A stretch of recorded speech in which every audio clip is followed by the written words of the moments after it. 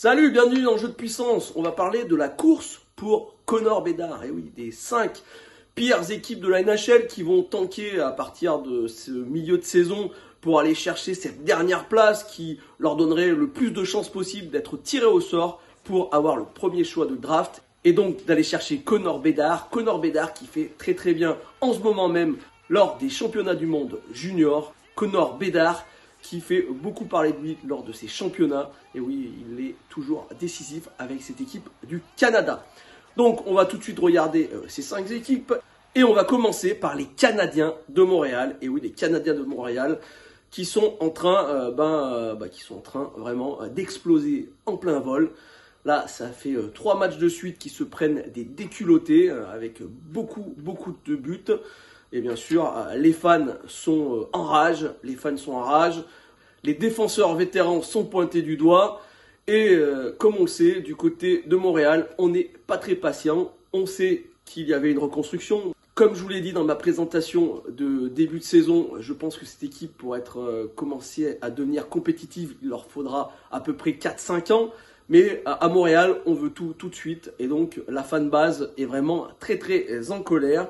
On commence même à pointer du doigt l'entraîneur, Martin Saint-Louis, comme on avait pointé du doigt Ducharme. Mais bon, malheureusement, Martin Saint-Louis fait avec ce qu'il a. Il n'a pas grand-chose. Et on savait, malgré un début de saison qui était moins pire que ce qu'on attendait, on savait que cette équipe n'avait pas beaucoup d'espoir, n'avait pas beaucoup de profondeur, n'avait pas beaucoup de qualité.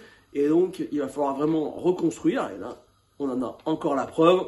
Ça est vraiment très compliqué. Et ils vont commencer à tanker en espérant choper la dernière place pour choper Connor Bedard. La deuxième équipe, c'est les Sharks de San José. Et ça, c'est assez surprenant parce que les Sharks de San José, ils ont peut-être un des meilleurs défenseurs de la ligue en ce moment. Erik Karlsson qui fait une saison juste incroyable.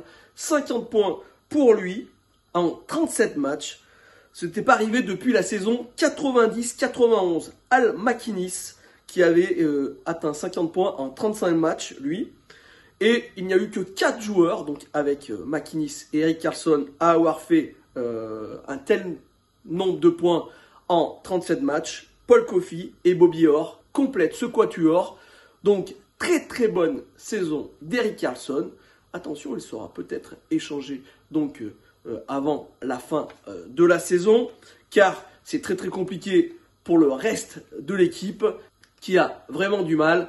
Une équipe en perdition là aussi. On va aller chercher donc cette dernière place. Les Sharks de San José sont dans mes 5 favoris pour gagner la loterie, pour aller récupérer Connor Bedard. Une autre équipe qui est catastrophique, on peut bien le dire, c'est les Blue Jackets de Columbus. Bon, ils ont quand même gagné Chicago, ça c'est pas très bon, hein. Il ne faut pas gagner contre un prétendant direct à la dernière place. Avant cette victoire contre les Blackhawks, ils en étaient à 7 défaites de suite. Donc vraiment, ils sont bien partis dans ce concept d'aller chercher cette dernière place. Et en plus, attention, ils vont avoir des confrontations directes cette semaine contre les Coyotes et justement les Sharks pour cette dernière place. Est-ce qu'il ne faudrait pas commencer à penser à perdre même contre des prétendants directs comme ça pour la dernière place? Je pense que ça va commencer à réfléchir dans les hauts lieux des Blue Jackets de Columbus. Petite pensée pour Johnny Gaudreau qui est venu tomber dans cette équipe qui est, ma foi, très moyenne, si on peut le dire même médiocre. Donc, une petite pensée pour le pauvre Johnny Gaudreau. Une autre équipe qui est en difficulté, ce n'est pas les Coyotes de l'Arizona, c'est les Ducks d'Anaheim. Les Ducks d'Anaheim qui ont pourtant une super jeunesse. Alors j'avoue que moi, c'est ma grosse surprise. Je ne pensais pas que les Ducks d'Anaheim allaient être aussi lamentables. Et oui, je vous le dis, une équipe très médiocre, surtout en défense. C'est catastrophique. Et ça se voit au niveau des résultats, ça marche absolument pas. Ils ont pourtant des jeunes qu'on attendait, hein, Trevor Zegras, McTavish, Drysdale en défense. Donc vraiment très décevant du côté des Ducks d'Anaheim. On va se dire quand même que s'ils gagnent la loterie, Connor Bedard avec un Trevor Zegras en attaque, ça peut donner dans les années futures, ça peut donner vraiment beaucoup de spectacles à mon avis. Donc presque. J'espère que les Ducks d'Anaheim vont gagner cette loterie pour justement récupérer Connor Bedard et nous donner du spectacle dans les années à venir. Et les favoris, et oui c'est les favoris, pour gagner Connor Bedard, c'est les Blackhawks de Chicago. Les Blackhawks de Chicago qui sont totalement en train de couler. Ça doit être le DG Kill Davidson qui doit être vraiment très très heureux, car il a montré lors de ces derniers mois par sa façon de travailler qu'il ne voulait absolument pas que son équipe soit compétitive.